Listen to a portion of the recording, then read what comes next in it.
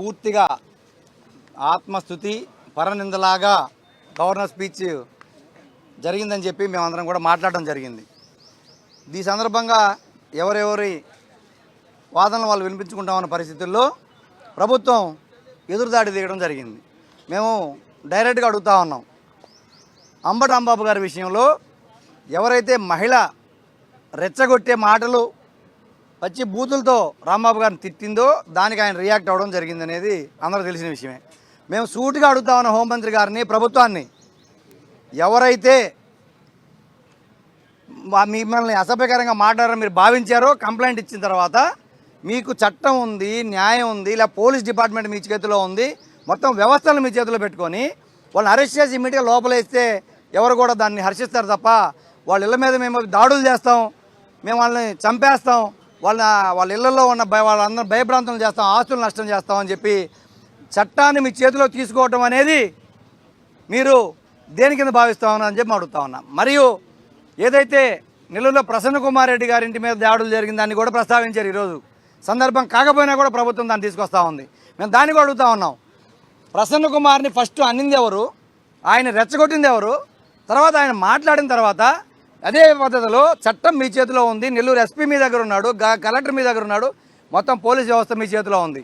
అతన్ని ఇమీడియట్గా అరెస్ట్ చేసి జైల్లో పంపించుంటే ఎవరు కూడా మిమ్మల్ని అనేవాళ్ళు కాదు. కానీ మీరేం చేశారు, చట్టం మీ చేతిలో ఉన్నా కూడా మీరు పోయి ఇళ్ల మీద దాడులు చేసి ధ్వంసం చేసి విధ్వంసాలు సృష్టిస్తూ ఉంటే శాంతి భద్రతలు కంట్రోల్లో ఉన్నాయని చెప్పి నిస్సిగ్గుగా ఈరోజు అసెంబ్లీ సాక్షిగా గవర్నర్ గారితో చెప్పించడం అనేది మీ యొక్క ఆత్మపరిశీలనకి వదిలేస్తూ ఉన్నాం మేము.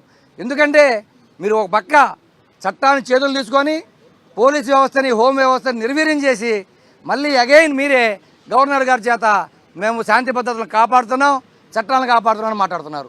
ఈరోజు మేము అడుగుతా ఉన్నాం, వారం క్రితం సర్వే వచ్చింది, కుప్పం కాన్స్టిట్యున్సీలో ఎవరైతే మైనర్ బాలికలు ఉన్నారో 14 నుంచి 18 సంవత్సరాల లోపున్న మైనర్ బాలికలు ప్రెగ్నెన్సీల రేషియో తీస్తే 14.5% కుప్పం నియోజకవర్గం ఈ రాష్ట్రంలో ఫస్ట్ ప్లేస్లోకి వచ్చింది. ఇది శాంతి భద్రతల్ని, ఇక్కడ చట్టాన్ని మీరు కాపాడుతూ ఉంటే ఇలాంటి సర్వేలు, ఇలాంటి రిపోర్ట్లు ఎందుకు వస్తాయని చెప్పి మేము మిమ్మల్ని అడుగుతా ఉన్నాం. ఇవన్నీ పక్కన పెట్టి మీరు గవర్నర్ చేత అన్ని అసత్యాలు వల్లించి ప్రభుత్వం ప్రతిపక్షం మీద ఎదురుదాడి చేయాలనే మీ ఆలోచన ఏదైతే ఉందో అది దుర్మార్గమైన ఆలోచన. ఇంకొకటి, గత ప్రభుత్వంలో మీ ఉప ముఖ్యమంత్రి పవన్ కళ్యాణ్ గారు కానీ, చంద్రబాబు నాయుడు కానీ, లోకేష్ గారు కానీ, హోంమంత్రి గారు కానీ మీరు మాట్లాడిన బూతుల చిట్టా మేము ఈరోజు సాక్షాత్ ఆధారాలతోటి చైర్మన్ గారికి చూపించడం జరిగింది. ఈ మాటలకి వీడియోలు కూడా చూపిస్తాం మేము. ఈ మాటలకి ఏ రోజైనా మీరు కానీ, మీ కొడుకు కానీ, ఉప ముఖ్యమంత్రి కానీ, హోంమంత్రి కానీ ఏ రోజైనా మేము పొరపాటు మాట్లాడాము, ఇలాంటి లాంగ్వేజ్ మేము మాట్లాడి ఉండకూడదు అని చెప్పి వెనక్కి తీసుకునే పరిస్థితులు ఏ రోజైనా జరిగిందని మేము అడుగుతా ఉన్నాం. అంబటి రాంబాబు గారు, నా వయసు రీత్యా కావచ్చు, ఆమె రెచ్చగొట్టిన విధానాన్ని బట్టి నేను ఏదో ఒక మాట దొరలేను, అది క్షమాపణ చెప్తున్నాను, వెనక్కి తీసుకున్నాను చెప్పినా కానీ మీరు ఇళ్ళ మీద దాడులు చేశారే.